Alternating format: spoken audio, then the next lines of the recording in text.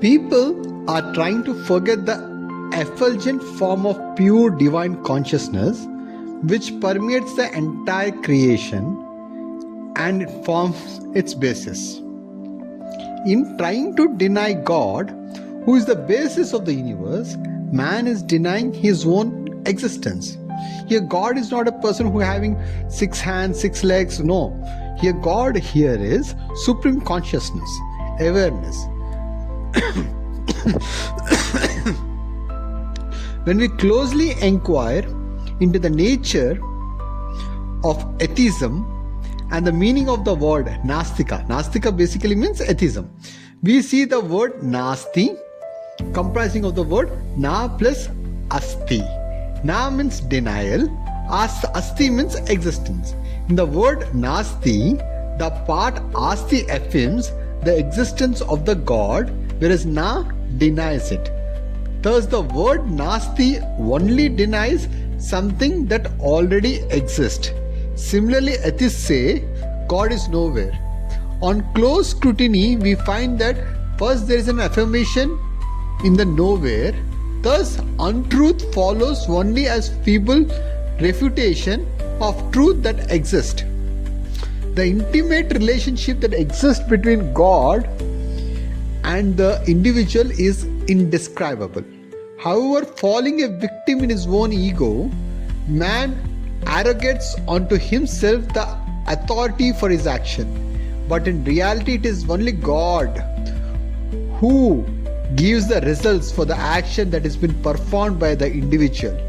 He gives the result at that particular time, at that particular place, under the circumstances, with a degree of success or failure based upon one individual's actions. Unaware of God's omniscience, man does not hesitate even to commit sin. Nevertheless, since he is part and parcel of the God, there is nothing he can do, whatever be the time and be the place of the deed, that escapes the notice of the God. Just as a human being knows immediately the movement of a small ant crawling on his toes, God, whose body is the entire universe, is instantly aware of even the smallest of deeds performed by the man. In every human being, there is an inner divine force that guides him to a right direction. There is also present in him the opposing force that lures him into evil deeds. Resolution to refrain from committing sin are often short-lived.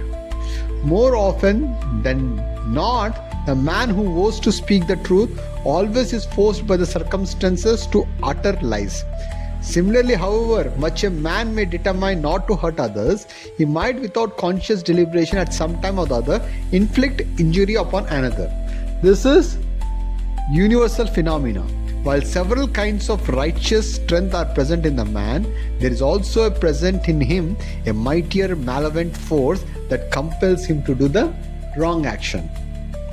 A typical example of that, a man deciding to fast on a Saturday as a part of worship for the Lord Venkateshwara, but succumbing to the temptation of a cup of coffee and a few idlis before the noon the very day.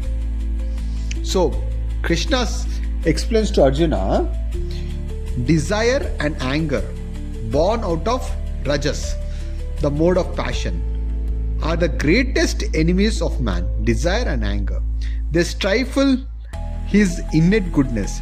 Out of the 3 basic traits of man, the rajasic and the tamasic is the procrastination, the lazy, indolent trait actually.